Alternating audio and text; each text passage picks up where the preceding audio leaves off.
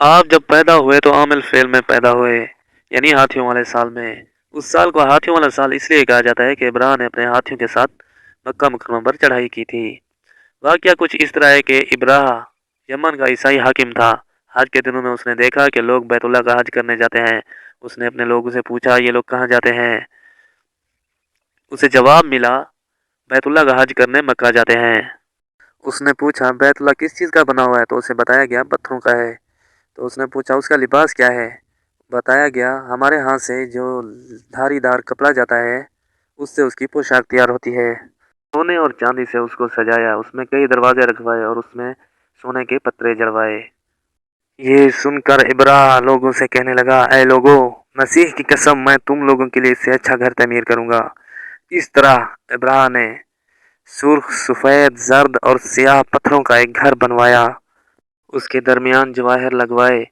उस मकान में एक बड़ा सा याकूत लगवाया और पर्दे लगाए। खुशबुएं सुलगवाने का इंतजाम किया। उसकी दीवारों पर मश्क इस कदर मला जाता था कि वो सियाह रंग की हो गई, यहाँ तक कि जवाहर भी नजर नहीं आते थे।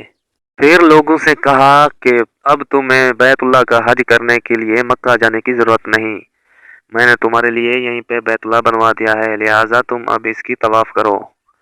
इस तरह कुछ कबैल कई साल तक वहीं पे हज करते और एतकाफ करते। लेकिन एक शख्स था जो अरबी था, जिसका नाम नफील खमशी था। तो उससे ये बात बर्दाश्त ना हुई। तो वो दिल ही दिल में उस खाना काबा के लिए कुर्ता रहता। उसने ठान ली कि मैं इस खाना काबा को गंदा करके ही रहूंगा। तो उसने एक रात चोरी छुपे गंदगी लेके उसकी दीवारों को गंदा कर दिया। जब इब्राह का मालूम हुआ तो वो गजबनाक होकर कहने लगा, ये काम अरब के ही लोगों का है, उन्होंने अपने काबा के लिए किया है। तो उसने कहा कि मैं उनके खाना काबा को ढा दूंगा, उनका एक एक पत्थर तोड़ दूंगा। फिर उसने हबश व शाम से एक हाथी मंगवाया जिसका नाम महमूद था। वो इतना बड़ा हाथी था कि रूए जमीन पर पहले कभी नजर नहीं आया था। फिर वो अपना लश्कर लेके मक्का की तरफ रवाना हुआ। जैसे ही वो मक्का के करीब पहुंचा तो वो उसने अपने फौज को हुक्म दिया कि इन लोगों के जानवर लूट लिए जाएं। फौजियों ने जानवर पकड़ लिए तो उनमें आपके दादा हजरत अब्दुल मुतलिब के ऊँट भी थे। तो जैसे ही हजरत अब्दुल मुतलिब को पता चला कि इब्राह मक्का को गिराने के लिए आया है, उसने जानवर भी लूट लिए हैं, पकड़ लिए हैं ऊँट। तो हजरत अब्दुल मुतलिब इब्राह से मिलने के लिए उसके लश्कर के पास गए।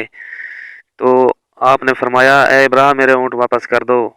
तो इब्राह ने बोला, मैंने तुम्हारे बारे में काफ़ी सुना था कि तुम बैतुल्लाह के सरदार हो, यहाँ काफ़ी चलती है तुम्हारी, लोग तुम्हारी मानते हैं। मैं यहाँ बैतुल्लाह को गिराने आया हूँ, लेकिन तुम तो ऊँटों का रोना ही लेके बैठ गए हो।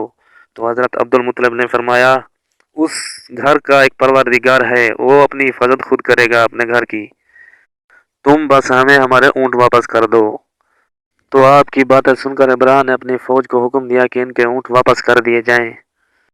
फिर आप हजरत अब्दुल मुतलिब ऊँटों को हरम में छोड़कर हिरा पहाड़ पर चढ़ गए। उनके साथ उनके कुछ दोस्त भी थे। फिर आपने अल्लाह से दरख्वास्त की, अर्ज किया, या अल्लाह, इंसान अपने सामान की हिफाजत करता है, तू अपने सामान की हिफाजत कर। इधर से इब्राह अपना लश्कर लेके आगे बढ़ा तो उसका हाथी जिसका नाम महमूद था वो उधर ही बैठ गया, वो आगे नहीं बढ़ा। तो दूसरे हाथियों ने उसे उठाने की बहुत कोशिश की लेकिन वो नहीं उठा। उसे जलील किया गया, उसकी आंखें चुंबाई गई लेकिन वो नहीं उठा।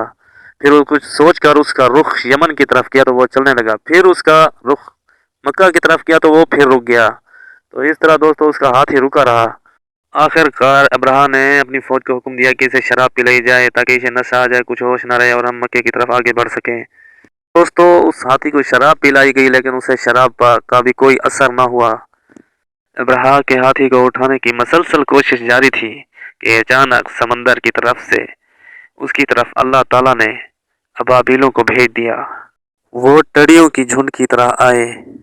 इधर दूसरी तरफ हजरत अब्दुल मुतलिब मक्का में दाखिल हुए, हरम पहुंचे और काबा की जंजीर पकड़ ली और इब्राह और उसके लश्कर के खिलाफ फतह की दुआ की और फरमाया, या अल्लाह, तेरा बंदा अपने काफिले और जमात की हिफाजत कर रहा है, तू अपने घर यानी बैतुल्लाह की हिफाजत फरमा। इब्राह का लश्कर फतह ना हासिल कर सके, उसकी ताकत तेरी ताकत के आगे कुछ भी नहीं। आज सलीब कामयाब ना हो सके। सलीब का लफ्ज इसलिए कहा क्योंकि इब्राह ईसाई था और ईसाई सलीब का निशान अपने साथ लेकर चलते हैं। अब उन्होंने अपनी कौम को लिया और हरा पहाड़ पर चढ़ गए, क्योंकि उनका ख्याल था कि वो अब्रहा का मुकाबला नहीं कर सकेंगे। और फिर अल्लाह ने अबाबिल परिंदों के झुंड भेज दिए। ये परिंदे चिड़िया से कदरे बड़े थे और हर परिंदे की चोंच में 3 टुकड़े थे पत्थर के।